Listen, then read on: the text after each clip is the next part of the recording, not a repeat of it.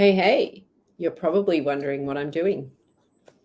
What am I doing? Juggling, throwing a tennis ball up in the air and catching it on Monday Night Live. Well, you'll have to listen and see. So I've been thinking a lot about this, not so much the tennis ball. Now I have two. What am I doing? Well, I'm catching them quite well because there's two.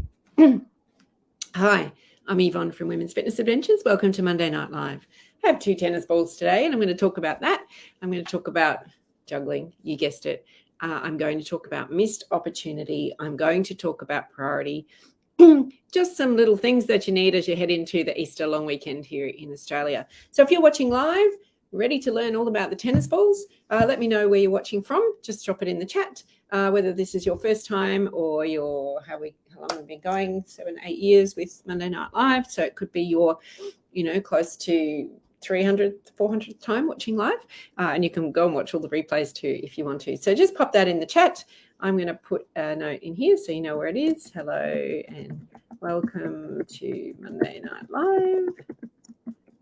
And, of course, daylight saving around Australia has ended. So, I didn't even spell live right. And so you may have caught us at a different time. So I'm in Brisbane, and so it's always been 5 o'clock Brisbane time. But if you are in another state, it's a totally different time zone. So understand if you're not watching it live or the time has caught you unaware, or you're listening maybe on the drive home. You don't necessarily have to be watching.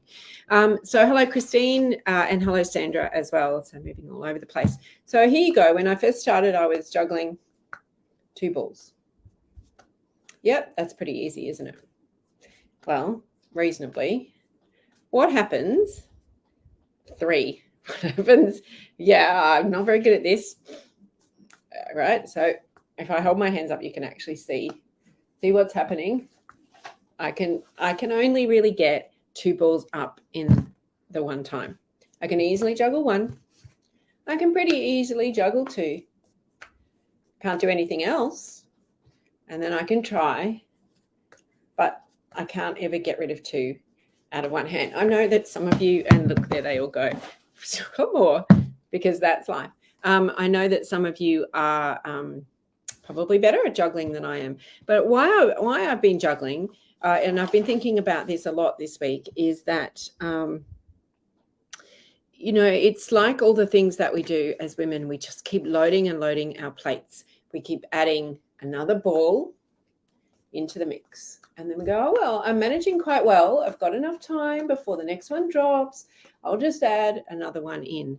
So there you go. We add another ball in. And then all of a sudden, we've got too much on our plate. We've got 2 in our hand and 1 in the air, and we can't do anything with the 2, and we drop all the balls. And this is a conversation I've been having a lot this week over email and in person with males and females. It's not just gender specific, just about how do we make space for the things that are important to us. And just like the balls, you have to drop something.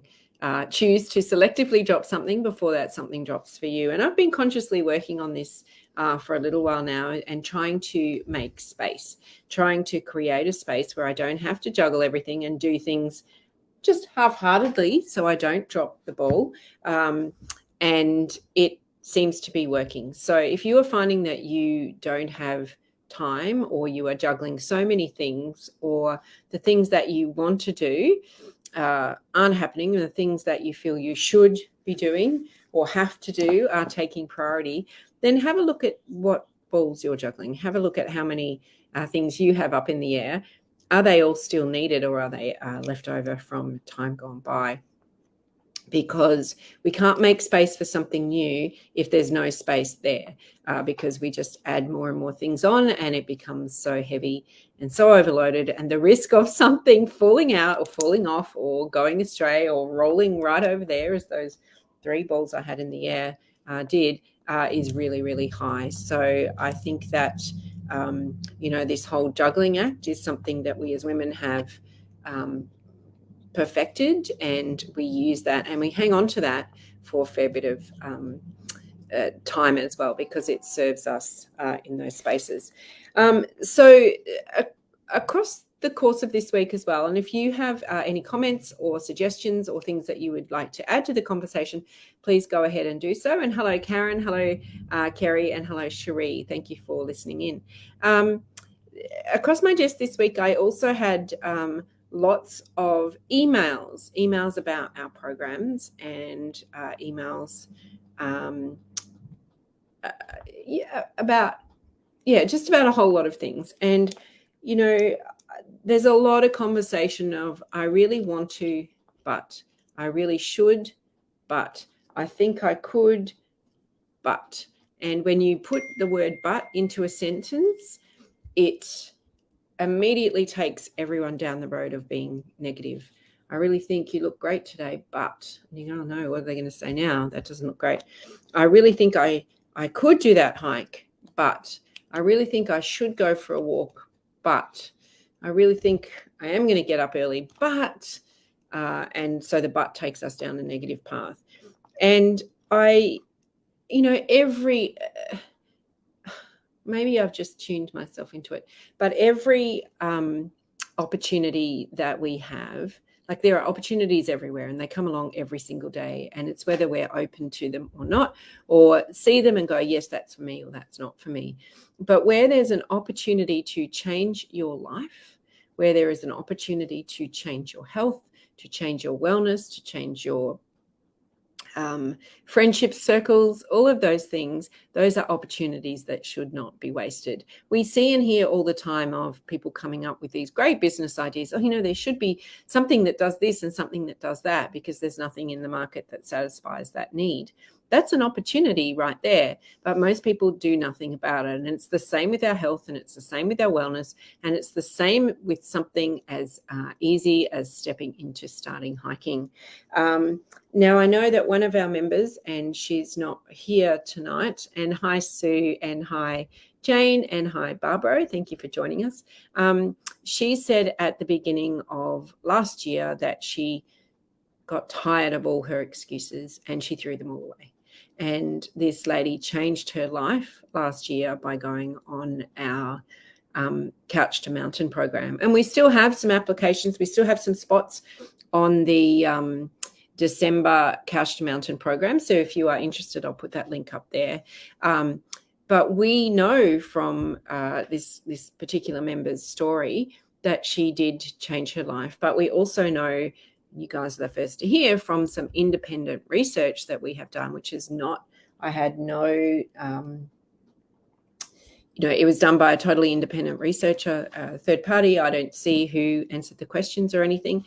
We know that our Couch to Mountain program, and our other programs would be the same, had such a positive impact on every participant who filled out the form, who filled out the survey's life. Not only from increasing the level of physical activity from before they started the program, but also the number of minutes per week for the program. And that meant changing and putting themselves as the priority, making space and making time for them. Now, you might think that's a lot of hard work, going, another day a week of exercise, or another couple of minutes of exercise, of movement is a better word. But if you think about it, if you think about the ripple effect of movement and the huge impact that ripple effect has, and I know the Queensland Chief Health Officer he presented the annual report on the state's health this week. And I doubt that any other state in Australia would be much different to our state, and that, the population is not eating the required amount of vegetables a day. Yes, we're eating the fruit. We're probably eating well more than the guidelines for fruit. We're not doing the recommended amount of movement every day. But hey, I know from our programs that our members are doing the recommended amount of movement every day. But he also presented that 2/3 of Australian adults living in Queensland are now overweight or obese.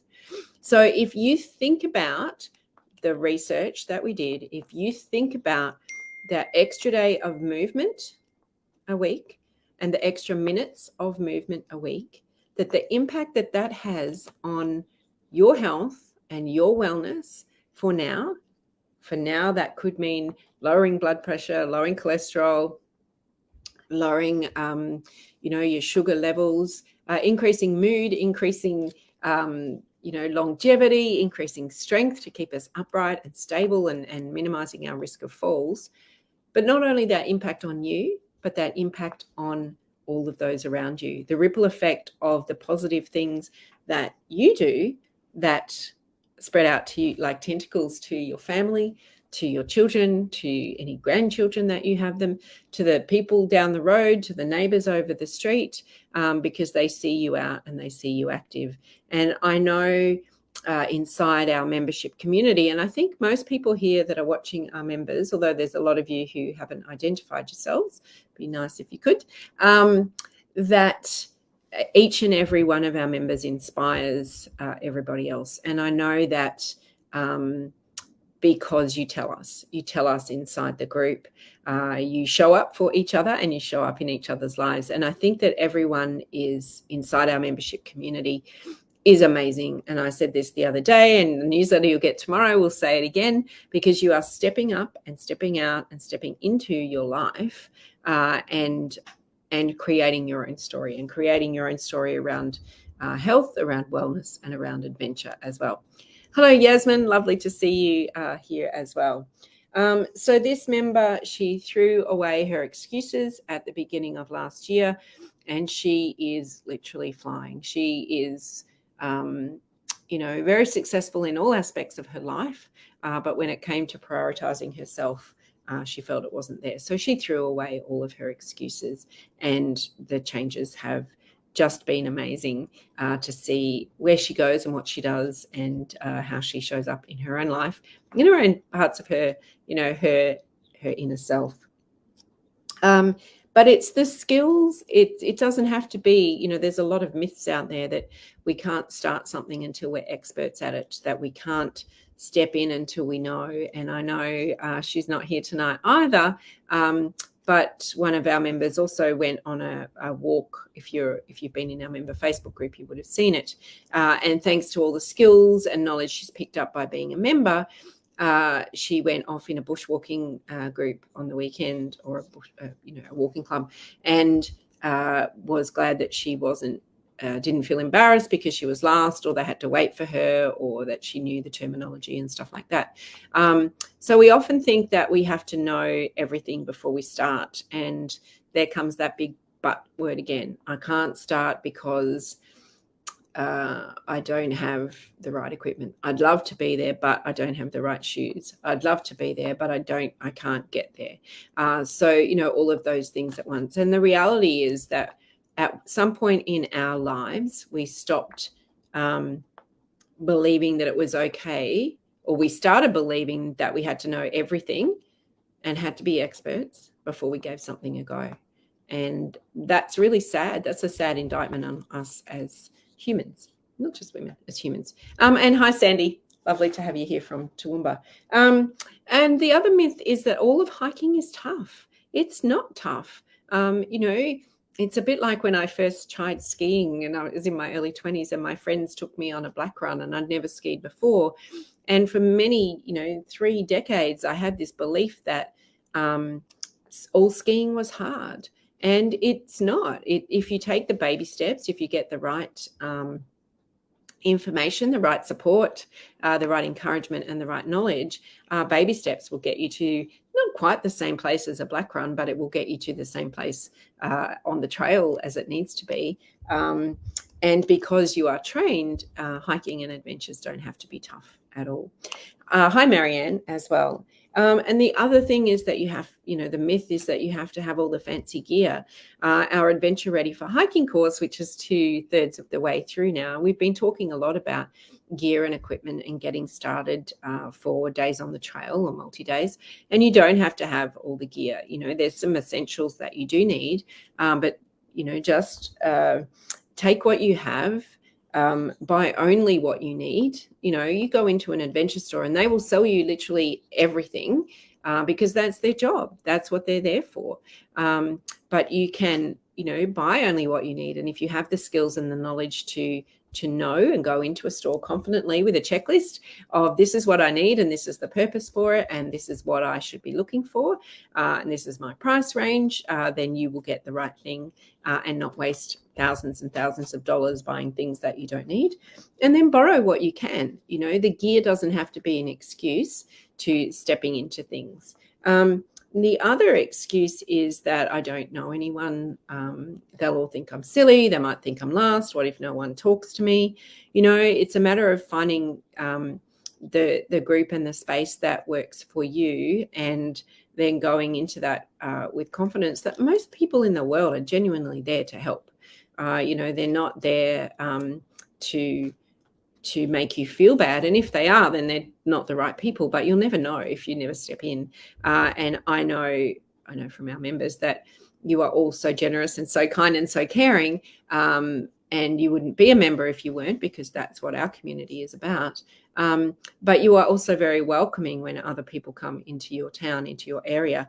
And I know our resident Tasmanian travel organizer isn't on here tonight, but all of our members from all over Australia, when they're in Tassie, will connect with other Tasmanian members as well.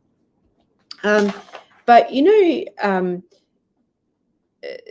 I think a couple of important things are that we can talk ourselves into something or we can talk ourselves out of something. And if you find the people, you say you want to do something, you will find people that want to do it and will support you to do it.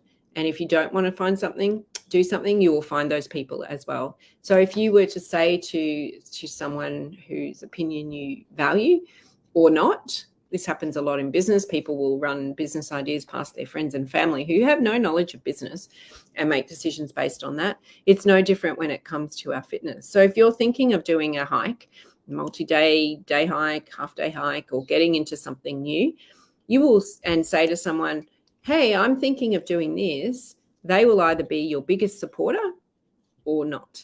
And you can find those people that will support you and help you move towards something. And you can find those people that will help you move away from something as well. And hi, Gay. Lovely you're listening to it in the car. That's awesome. On your way to exercise, even better. And it's just like that with when people go on diets. Have you ever noticed that some people are really great supporters of people when they're on diets and others are sabotagers or saboteurs? And it's like, oh, one little tiny piece of cake won't hurt you, or it's just a little bit of chocolate or this or that. And that's saying a whole lot about that person, not about you. So find those people that will support you to step into your movement and activity, and in particular hiking, if that's the thing that you're wanting to do.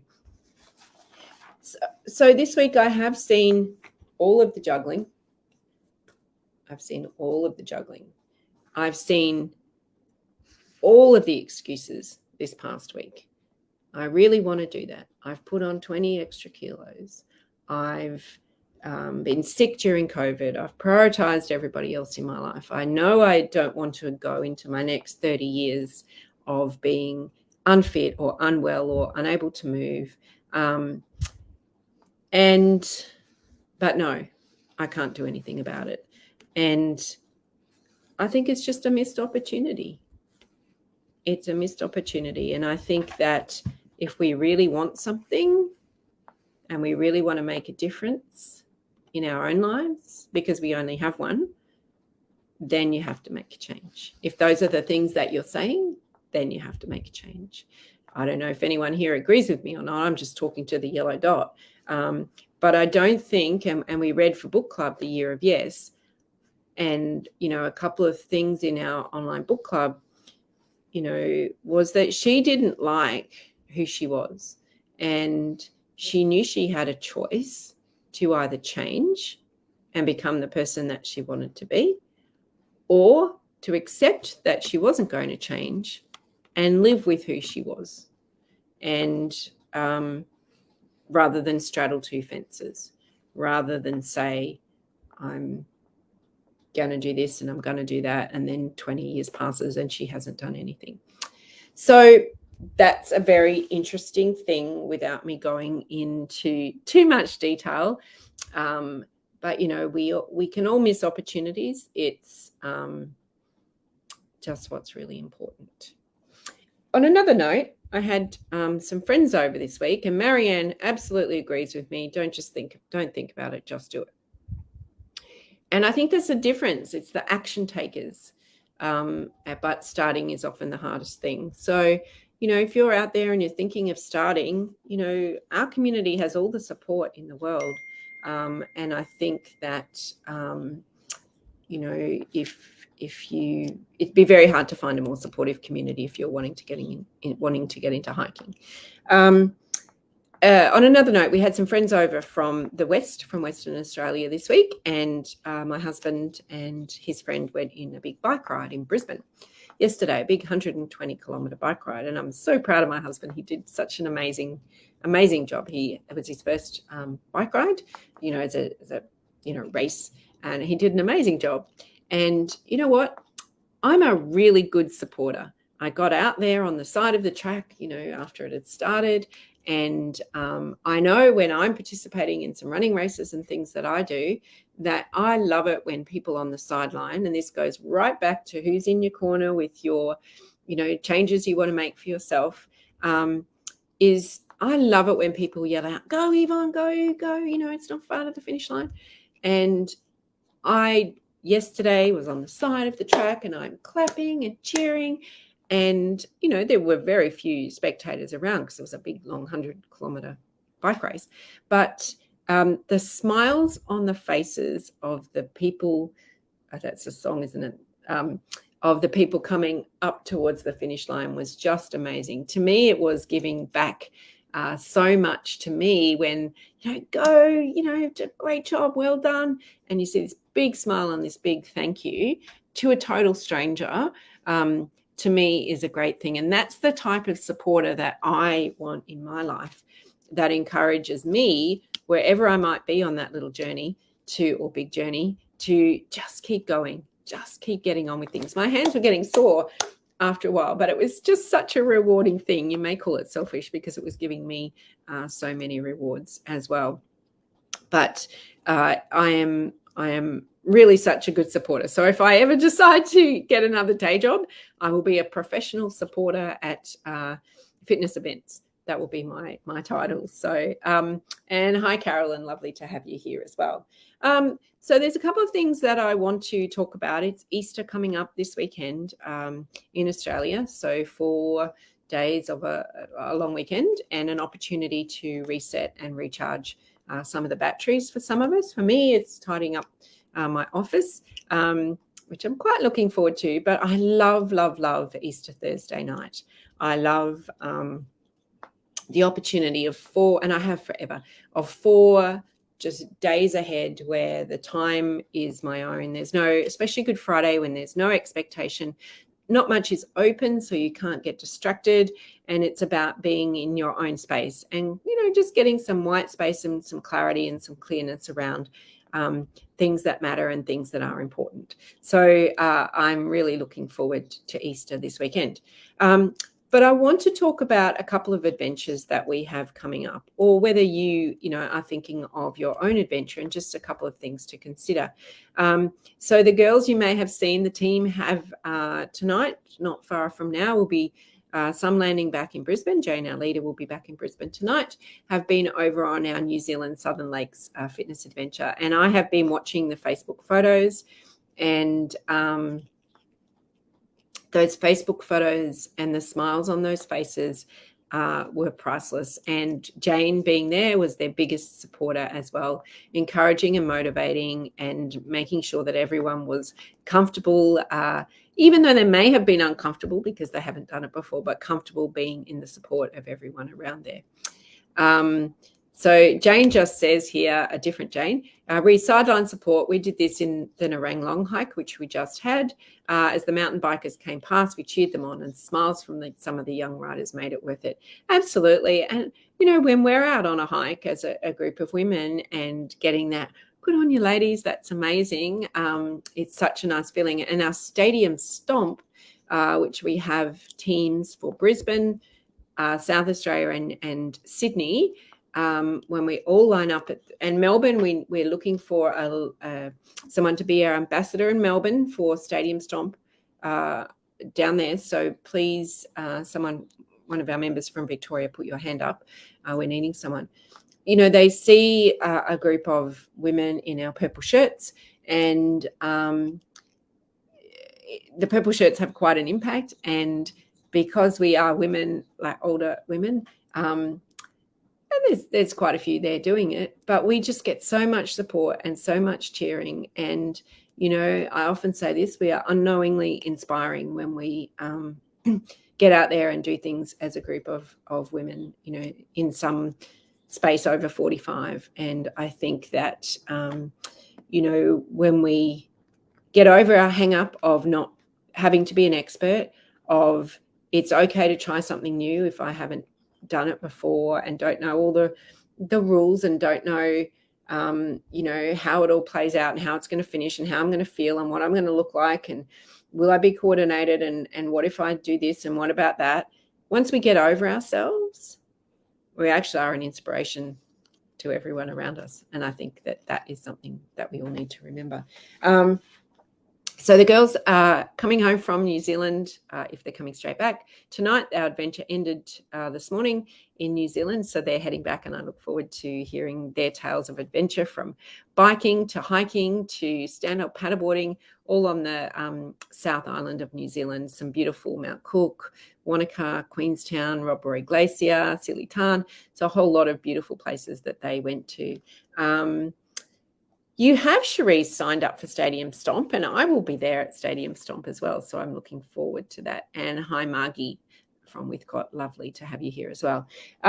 We also have another New Zealand adventure in October this year, our New Zealand Coast, Bush and Canyons, which we did, just seems like yesterday, but we did in October last year as well. And that has bike ride, only a day. And if you're not a bike rider, there's other options for you. But it has a waka or an outrigger canoe in the Abel Tasman National Park, and just some glorious, glorious hikes in New Zealand. So there's a couple of spots left on that one. Our Port Douglas Tropical Fitness Adventure, hurry, hurry, hurry if that's in your wheelhouse, because there are 3 spots remaining on that one.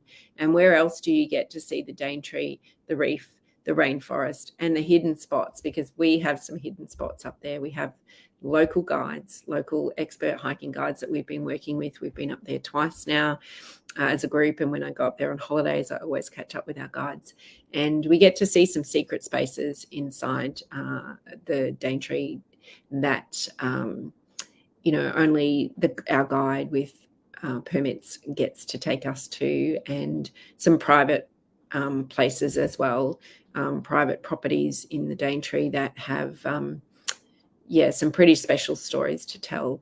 And we get to stay in the most beautiful beach house of all, with its own 20-metre lap pool with a swim-up bar that we get to come home to every night. So just an amazing adventure in Port Douglas in October. 3 spots left on that one. Stadium Stomp for Brisbane is July 16. So you should all be home from our Croatia, our Cinque Terre, our Germany hike as well. So it's only if you're on our Dolomites or Iceland that you may be not quite home, but everybody else who is on one of our adventures should possibly be home by then. And I know that you did it last year, I think, Barbara. And the other adventure that I want to share for this year is our Trek the Pyrenees in France and Spain. And that one is one of our first offs. So I'm taking that one this year. We start in Toulouse. And no excuses. We start in Toulouse in France and we end in Pau in France, but we trek across into the Spanish region of the Pyrenees as well. And it's an old World War II escape route. And our book club, we have read some of that, and the book and the movie about how the French resistance used it as an escape route during World War II. So we stay in hostels on our trails. It's nothing technical about the hike, but imagine this. It's a little known circuit. It's not going to be overrun with hikers, and we get to just at the end of the day, we're in this refuge and there's a meal and a hot shower and, the opportunity for probably our beverage of choice or some beverage to put our feet up and just bask in this space that very few people get to see. And, nothing technical, lots of ups and downs, of course, but we train for that. And, I think that sometimes these opportunities are there that that they're there for a reason. And I encourage anyone who's thinking of any of our adventures to get in touch with us and ask lots of questions, because there is nothing hard about our adventures. If it was hard, we'd say hard. It is, you get the training, you get everything included. You just need the willpower and the determination to do it. Victorian High Country, we have 2 adventures that still are not on the website. We will hopefully have a date for that one, Sandra, our Victorian High Country. Well, we've got a date, but we're just still negotiating some final details. So we're hoping that by the end of next week, those on the expressions of interest list will be emailing soon saying, hey, are you still interested? And letting you know some details from there. So provided you're on that, we will not let you miss out, Sandra, because I know that you're keen for that one. But, I really encourage you to take advantage of the things that are accessible to you, whether that is, Alethea, it's 5:00. Whether that is, our online community and all that we offer.